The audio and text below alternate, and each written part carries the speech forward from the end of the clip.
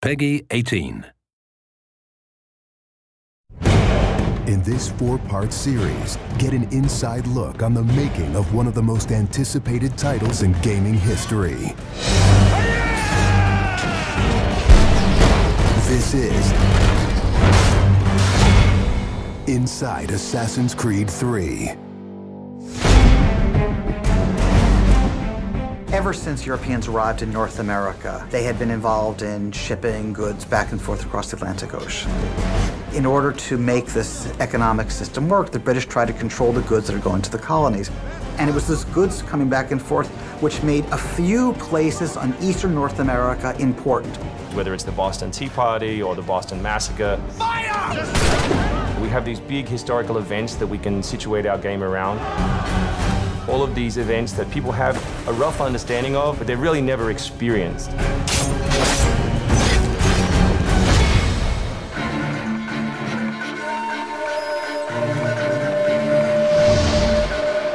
We had to go back and get our historian to find us accurate maps from the era of what Boston and New York looked like. These are actual replicas of the cities. If you're familiar with those cities, you should have that sort of eerie feeling of finding familiar sights. We really wanted to push the animations and just make it look like it's a real living world. As you walk through the crowd, you'll also see animals in the streets. They would have a pig, they just clip his ear in a certain way, and they'd let him go in the street. And then he'd eat garbage, and then when it was time to eat the pig, you'd go and find your pig, and you'd slaughter it and eat your pig. We've got a lot of new ingredients that just bring a new, fresh feeling to the gameplay inside of the cities.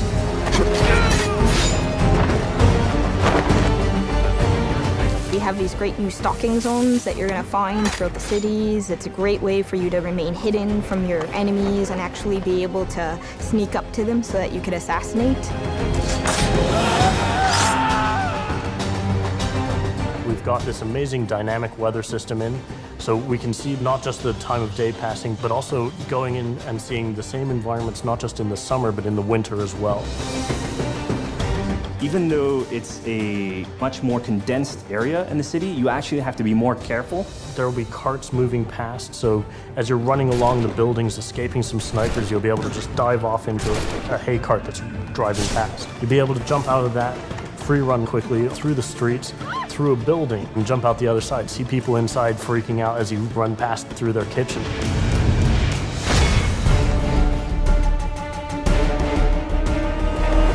Living on the frontier was extremely difficult. Not only did you have harsh winters, cold, freezing temperatures, in the summer you had heat, humidity, so it was a gamble every year that you were out on the frontier whether you're going to make it or not.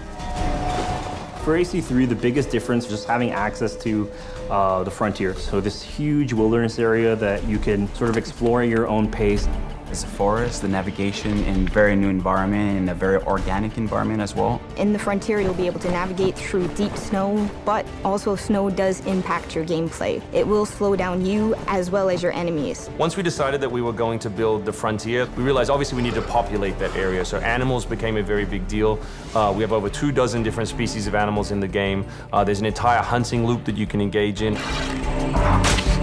Whenever you're building elements such as animals, you're halfway trying to be real and halfway trying to fulfill that fantasy of what people expect. One of the great new features we have in the frontier is the new tree running. Connor being really fluid and being able to navigate through the trees. The frontier is really our new playground.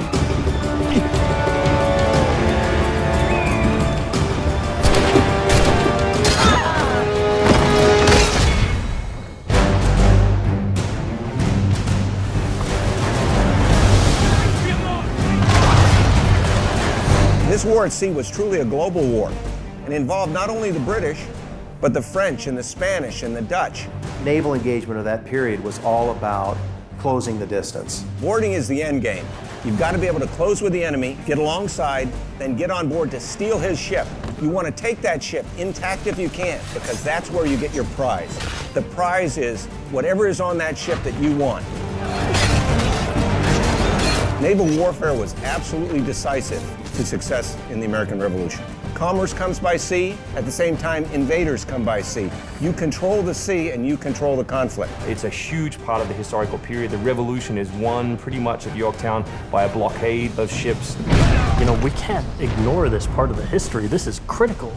This is something that we have to do. We started a whole team up just to specifically focus on the naval experience.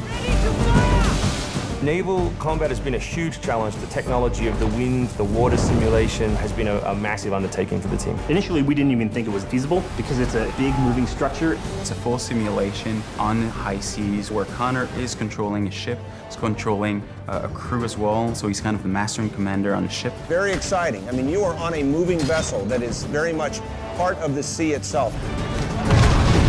This is something that we wanted to engage in and build for the game. That was a huge challenge that we set ourselves and actually turned out pretty good.